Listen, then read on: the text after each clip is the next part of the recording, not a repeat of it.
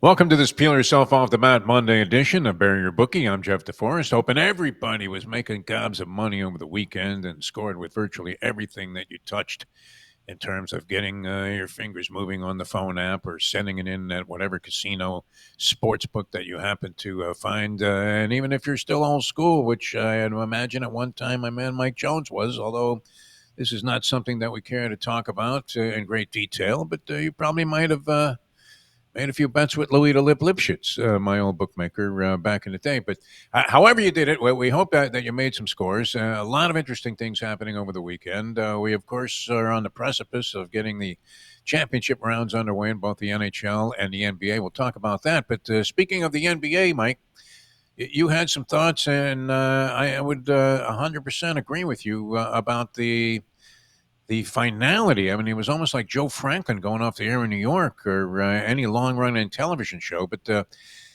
I don't know that there was ever a halftime, pregame, postgame show that had any level of appeal, even close to what the TNT guys were doing with the NBA, with Shaq and Kenny the Jet Smith and Barkley. And of course, as you stated, the best at this that he could possibly be. I mean, the perfect orchestra leader for those three.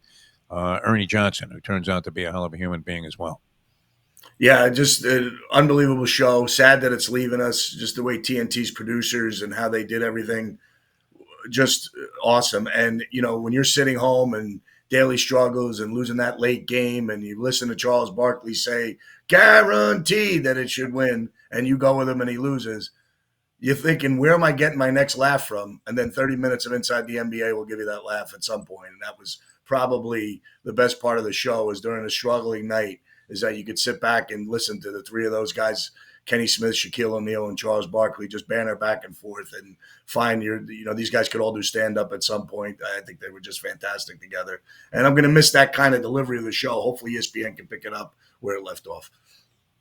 ESPN, you're thinking, we'll probably fuck with it to the point where, either people get upset or maybe it loses its edge. You would have to think that being in the television production business, that they would be aware that whatever they did at TNT, they should just continue that in as close a facsimile fashion as they can. I'll say this: TNT's production of sports went from what I would have considered sort of second tier. It was almost like you were getting old Nick games on WOR, and they were doing their own local production, and it wasn't quite up to the standards of the networks, which was nowhere near where it is today either. But when you used to see them doing golf and the World Series, other sports they dabbled in, I didn't think they were quite the same as the other major networks. But they've gone well beyond that now. And you mentioned, and I'm a huge fan of tennis, so I'm watching a lot of French Open. I pop my eyes open at 6 in the morning, and there it is on TV.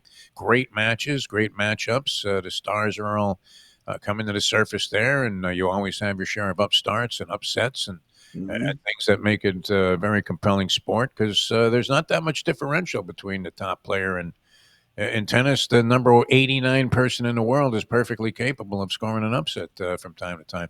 But their coverage of the French Open has been phenomenal, I think. I don't know anybody that would have anything negative to say about it. They really seem to be bringing you a lot of the flavor of the event and some great interviews with the athletes. Yeah, just really fantastic coverage. The hosts are doing a great job, and you're not familiar with them, seeing them on the tennis circuit. Sam Querrey doing a great job. Coco Vandeweghe's on there. Sloane Stevens we're seeing in a different light. So they really did a right thing producing it. And I like the in between, in between match. They break away. The McEnroes are doing a pod where they're on one side of the viewpoint looking at the match, and and you're seeing what they're seeing and talking about it. Just really a really good production, I think. And I take this on, for to my wife, who's a huge tennis fan, and I said, "What do you think of TNT coverage?" And she's loved it. Yeah. And if you go to Amazon Prime, you get every single match, on there. So that's always something interesting to look at, is that you can just roll through Prime and see anything you want to see.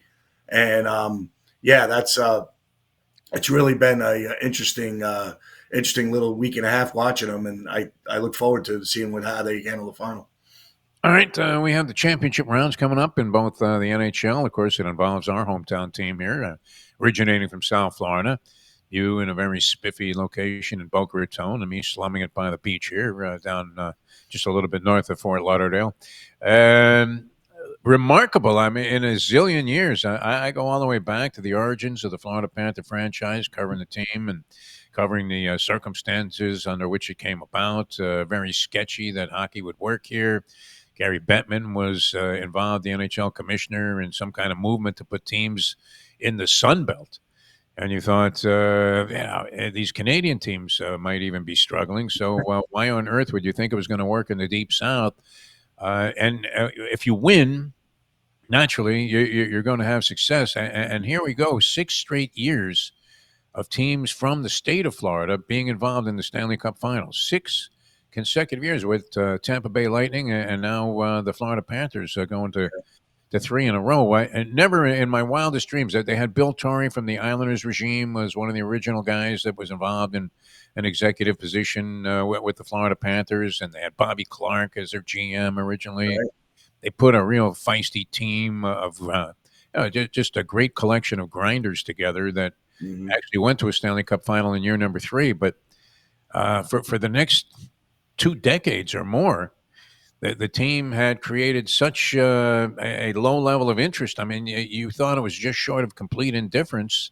And now here we go. We're a hockey town. So we have a tremendous interest in this series, seeing the Panthers back in there trying to defend their championship. And the opponent, we're running it back against the Edmonton Oilers, a team that you've been riding for some Yeah. time, Mike Jones.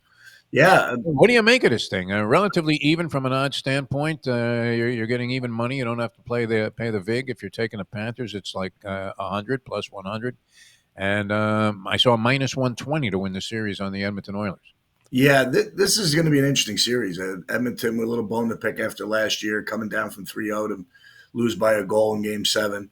Had all the Panther fans in South Florida nerves going and holding on. You could see rats all over the ice, and we go back to that '96 run where I was carrying buckets of rats to games and having a great time and seeing hockey playoffs live very close up for the first time and realizing as a sports fan, being a young age at that point, only 33 years old, I kind of looked at it at 31 actually. I kind of looked at it like this is unbelievable. Yeah, Playoff hockey live is just like at another level. I think it's the best sport to watch playoffs on live. I just love it. But this is going to be interesting because I kind of have a sneaky suspicion this might not go our way. Edmonton playing very well, getting goaltending from now they get Picard back, who's 6-0 in the playoffs. Skinner's been playing a little bit better than he had played all season long. They're getting players back, getting a little healthy. Kane hadn't played all year. He's got 5 goals in the playoffs. Big force on the offense, a forechecker, guy, a grinder. A guy that matches up well against what the Panthers try to do, playing that tough physical front end forecheck hockey. Boy, this is going to be some series. I think it's going 7, and I hate to say it, I'm going to pick Edmonton. I just think that if the goalie stands up, Bob has been fantastic. It's going to come down to the goaltending, but I think where I give the edge is how can we play around with the greatest skater in hockey, Connor McDavid. He's just an elite, a little bit above all the other players I think I see. Barkov probably somewhat distant second, maybe a little bit, I would say. But, Tkachuk has showed some signs of still the injury, still coming out of the injury, although he's played a little better recently. I just don't know how much wear and tear he's going to be able to take in this grind. Playoffs are just so tough on these guys' bodies. Edmonton's got that fan base and tough place to go, a lot of travel in between games. Just kind of think it goes 7, and I think kind of Edmonton pulls it off this year. I just hate to do that, rooting for the Panthers, but just saying, I just think Edmonton might be the team of destiny right now. over under prop of 5 and a hook in terms of number of games. It's hard to envision either of those two teams being so dominant that you don't at least have a 6 game series here. Yeah. So, and that's being reflected by the people who are sending it in buckets. As you have to lay 238 to win 100 if you want the series over 5.5 games. Under, you're getting, I think, plus 175. So I don't know. Do you see anybody floating this thing out there, 4 games to 1, or even a sweep Peru? It seems somewhat inconceivable, even though it nearly Yeah. happened last year. And then a total reversal of form. I think the Panthers lost that game 4 like 8-1 or something. Yes, they did. Yeah, that was a big blowout, and then they came back and lost 5-1. I mean, Yeah. it wasn't the scores. Edmonton actually outscored us 23-20 in the 4 games, so that'll tell you you get 4 out of 3, 4. You win 4 out of 7, and you're still losing the goal differential. Yeah, I just look at it like I would not bet under that. I just think this is going to be a competitive series. If obviously if it goes under, you take the Edmonton, but I don't. I don't know. You just gotta hope you split in game one. The split in Edmonton. As a Panther fan, we're rooting for that. You split up there, and then all of a sudden you're pretty good to figure that you're gonna get you're gonna get a game somehow from Edmonton on the road. They've been great on the road too. They've been playing fantastic hockey. Late after the first 2 losses in LA, they've been great. Yeah, Yeah. they've been good. What a schlep it is. I mean, you couldn't be geographically much more Yeah. diametrically opposed than Edmonton and Fort Lauderdale, Florida, or Sunrise, Florida, as the Mhm. home city is listed. In your handicapping equations, and this is very difficult to gauge. I only played twice in the regular season. The Panthers won both games by a single goal, and they outscored Edmonton in the third period of those games. I think something along the lines of 5-2. The 2 games that they played in the regular season. How much weight do you attach to the regular season results? Which normally you would have to think, okay, look at these 2 guys; they're like 2-0 head to head. You'd have to give an edge to the Panthers, but do you just put a line through that as part of the equation? Yeah, I think I do. I think now you're this far in. I think give me the forget the 2 games this year. Give me the 7 last year that I pretty much played with the same personnel. So Yeah. I think they know enough. I think they know enough about each other right now. That it's going to be good. I mean, just look at the additions. Marchand, Seth Jones gives you a little bit different move. They're going to miss Hyman. Zach Hyman being out is going to be a big deal for Edmonton, a goal scorer, a huge guy on their power play. Dreisaitl's a stud. They're going to find ways. Kapanen's showed up a little bit. They get Ekholm back. Who knows what happens with the goaltending now. You're a little more confident with Picard, having 6 wins in the playoffs. So now either one guy gets a little bit lost, you go right to the second guy. Edmonton's in a pretty good position, I think, other than the Hyman injury. Panthers are tough. One of the great things about the Panthers, they survived without Reinhardt for a couple games. Mikula was out. The Greer was out, and then all of a sudden the backups come in. They're 21st, 22nd, 23rd men come in and pick up the slack. So they're just an unbelievably deep offensive team. 2 best teams right now, even though they both didn't win their divisions. But I think that's the thing with regular season hockey, and the great thing about hockey, unlike a lot of other sports, usually the lower seeds can advance in these go pretty far because just hockey's such a tough grind. And if you get the mindset of a player, I'll tell you, I can't wait for this. This is going to be a great, great series. I think even Paul Maurice, the coach, has a goal. I believe like 17 Panthers have scored in the postseason. So you're right about that. I don't know exactly the number, but they do get contributions offensively from virtually everybody, including the team dentist. I think has a couple of goals in the postseason so far. All right, baskets. I'm not sure. I mean, you can say this. It's always easy to be Here disparaging. you go. Here you go. What color am I wearing? I'll say it all. Oklahoma City. Yes. I And think Oklahoma City may sweep or 5. I think that bet 5.5. I'll take under, and I'll say Oak City. And if I can break it down real quick for you, I yeah, think Indiana, real quick, it matches up, great against the Knicks. But I think the middle, the 2, 3, 4 positions, I think is where Oklahoma City has great depth and defends. So are we going to see the Neesmiths and the Nebhards getting these open threes looks? I don't know that we're going to get it. I don't see them great drivers to the basket other than Halliburton.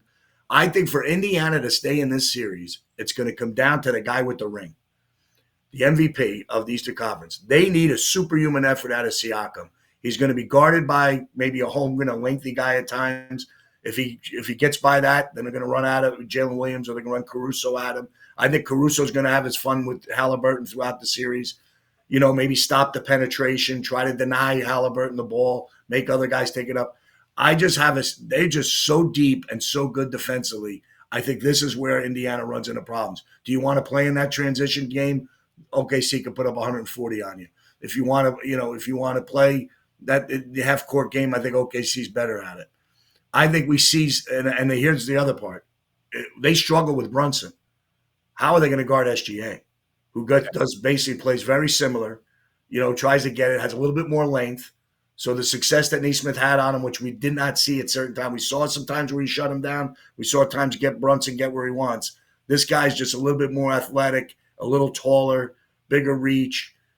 I see this as a real struggle for Indiana, and the line's telling you that. I think it was 700 in the series and 9.5 in game one. So you're saying to yourself, yeah, Denver didn't in game 1 and 2, but then the line seemed to change throughout, and Denver took them to 7.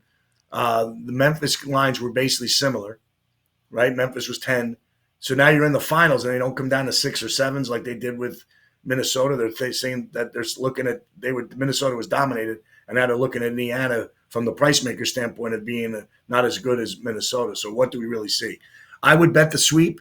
The problem you have is OKC has not covered a game on the road in the playoffs. So, like to your point, which you made correctly, I think, is that do they, take a game off or two in the finals? I hate to say it in the finals, but give one up in Indiana. So I think that's where I see. But I think they win the first 2 at home. I would lay the 9.5 in game 1, test the market that way. I don't know that I would take the dog trying to see if we can hang in. Let's see what Indiana reacts to on the road. And OKC was a number 1 seed last year and didn't get far, so I think that's where kind of I'm at with that series. I really like Oklahoma City in the series. Plus 550 on Indiana to win the series doesn't tempt you in the least. Yeah. No, here's the thing, Jeff, that I really believe. It's hard to envision. I'm with you. Yeah. This is where I think the operators are going with this. I think there's more people grabbing underdogs than ever before. I know the younger generation seems to do this. So if you're going to put a number out, DraftKings, FanDuel, they're probably going to shade the underdog because not many people are going to lay $700 to win $100. It's just not a common lay on an average bettor. They're going to like the fact, I get $550 for $100 on the basis. Well, I'll take a chance and root for the underdog. That's what happens. So I think maybe the line should even be higher. It might be 11. I think it could be the number. So to me, an unlimited bankroll would make me lay OKC in the series, but I'm not going to lay 7-1. I never have and won't. So it's like that's the way I look at it. So that's the whole thing where I think we're seeing the change in the line of what I think these spreads in these series, these big line spreads are. And not generating a ton of buzz this particular series, at least not in any of the travels that I've had. You hear nobody talking about this. The big debate is whether it matters to the networks that they have a lousy matchup in terms of small market teams. We've talked about it. Nobody ever suggests to you. Well, and it's interesting because now this just is a rooting interest that you have, or do you have some roots in Oklahoma City that we were unaware of, Mike? No. All right. So pride. On the University of Oklahoma, what would be the reason all of a sudden?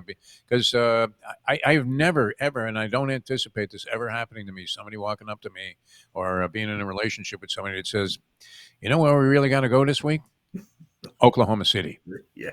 Positano in Italy, maybe. But Oklahoma City, you never hear that. No. I want to say I've never been there also. It's been 50 years.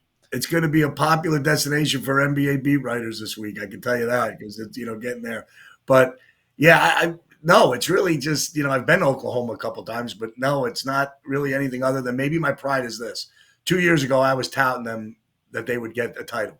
So maybe it's my ego getting away here, saying I was telling somebody this team is going to be a team to watch coming up. Last year they got the number 1 seed and were bounced early.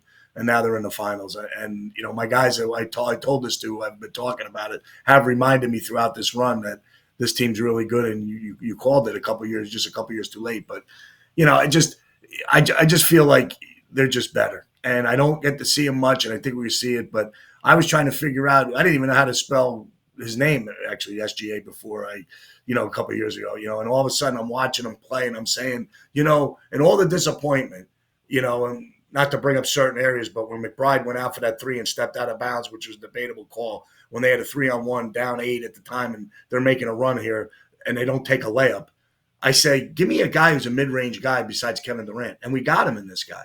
This guy shoots more mid-range shots and gets to his spots.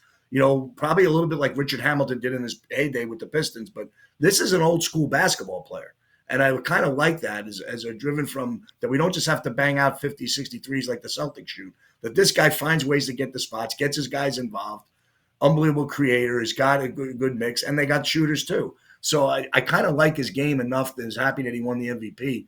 So I've been kind of rooting for him. And then when you go and analyze what they did with the Paul George trade, these great players that all of a sudden do it now, someone broke down that trade where they got Holmgren in that trade. They got, they got SGA in the trade. Jalen Williams also? Yeah, Jalen Williams, right. So it's like they built a team around a trade, getting rid of a star to send him to the Clippers. So it's like you just got to figure that, just it's really kind of a different situation that what you're looking at and watching how this is all done. Sam Lepresti and the coaches have done just a great job with this team, and I just think they're better right now. And I think when you win 50 games in a regular season by more than 10 points, you're saying something to the league that we're here and it's time to see it. But you want to be a first time superstar, Tyrese Halliburton, go pull it off, pull the upset, and now everybody will talk about you for a year.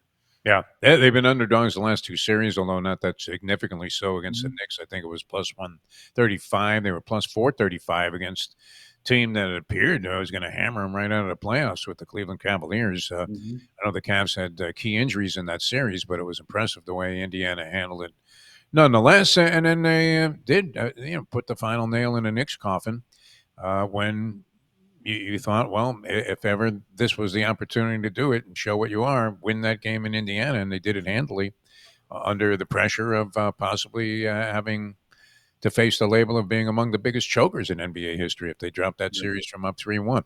All right, I'm sure you had a lot of money on Xavier Edwards of the Miami Marlins of all teams to go 5 for 5 yesterday. I don't know what kind of money you could have gotten on a 5-hit game out of a Marlin player at any time, but anything in baseball that you're looking at? Yeah, I kind of look at a couple teams. One of my trends, which has been not as good as years past, has been that team coming off a long road trip and going back and playing that first game. I learned this from a guy who worked with the New Jersey Nets, saying that he found that the NBA players were distracted coming back with their families and that. So I started following this trend, and it was pretty good for decades, trying to play it. But I've noticed that now it seems to be a little different. They give teams extra days off. But in this particular case, the Giants are not getting a day off coming back from a West Coast swing, and they run into their rival in the Padres. I know they have Webb on the mound, who's been so-so. I know he got beat earlier this week against Detroit, so maybe he's ready to go. But laying 177, I know the Padres haven't been playing that great ball, but I might take a chance and take 150 as a big dog, with the San Diego Padres tonight. And I kind of like, Minnesota lost a heartbreak last night, come up with a run in the ninth, lose 2-1 in the bottom of the ninth. They're playing Oakland, and I've been on the A's, but boy, are they struggling. They've lost they've won 3 games out of their last 23. Wow. And now they're at home after they're taking a long road trip also, coming east and going out west. And the Twins come right down the road from Seattle. And Ryan, their ace, who's been pitching great, is on the mound. They're laying 150. So those would be kind of 2 plays I'd be looking at today. All right, sounds good. And, of course, we're getting closer. You're looking at June is underway, and that means about 6-7 weeks from your NFL training camps. Big Gunner podcast, always a hot feature here on nofilter.net. And you guys are going to be posting one tomorrow, right? Yep. We're going to just talk a little bit more about the schedule. Giants start off with a huge hurdle to overcome with 3 playoff teams and the Cowboys on the road in the first 4 weeks. Just trying to see what we're going to get out of Jackson Dart, and does he come in quick if the Giants go on a slide very early.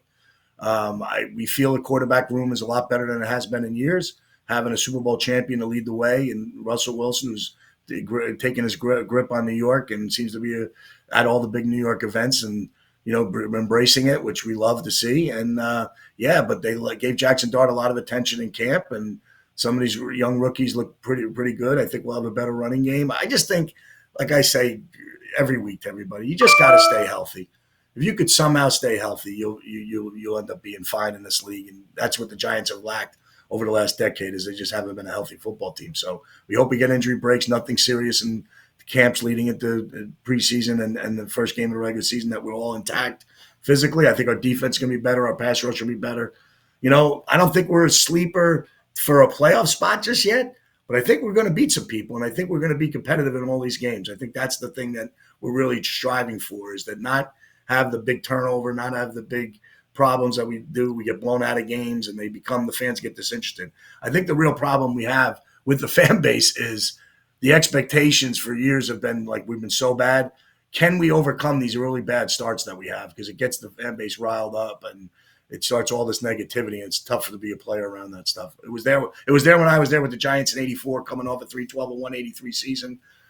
Changing the mindset was a really difficult thing for Bill Parcells to do. There was a ton of pressure on him in his second year, and I feel Brian Dable in his fourth year is going to feel that same pressure early on. So getting off to a good start is imperative. I thought I saw Brian Dable buying a Knish on the streets of Manhattan and mumbling to himself, "My kingdom" for a quarterback. So Right. Yeah. they were riding the back of Daniel Jones. Unworthy belief can. Yeah. And, Yeah, you know, an interesting part about that, Jeff, is we all rely on the quarterback. The average fan looks at this. You need a quarterback. And this morning, the wake-up call is Aaron Rodgers has got to be in Minnesota's camp by early next week. Shedeur Sanders is another issue. So it's really all quarterback talk. I go back to, did Daniel Jones do enough in 22 to get to flip the extension, for him to get the contract, and Barkley to get the franchise tag, or could it have gone the other way? Where would we be now? You know, that's the thing. It's like yes, we might have Barkley and drafted Bo Nix last year, or Michael Penix last year, or something like that. That would have been the real transition? We gave Daniel Jones a shot after he had a really nice 22 season, and it didn't work. You know, and that's the thing, and it sets you back. So hopefully, you know, we got our guy in Jackson Dart. Hopefully, we got the guys to hold over till he's ready, and Jameis Winston and Russell Wilson. We just want to be competitive, win a couple games. Hey, a 2-2 start would be a godsend for us. So that's what we're hoping for.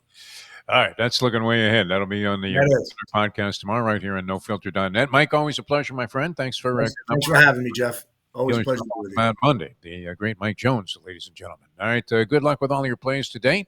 We'll have more on the championship series coming up the rest of the week here as we wait till Wednesday for the hockey, and the baskets get underway on Thursday night, Indiana and OKC. For Mike Jones, I'm Jeff DeForest. Thanks for watching this morning's edition of Bury Your Bookie.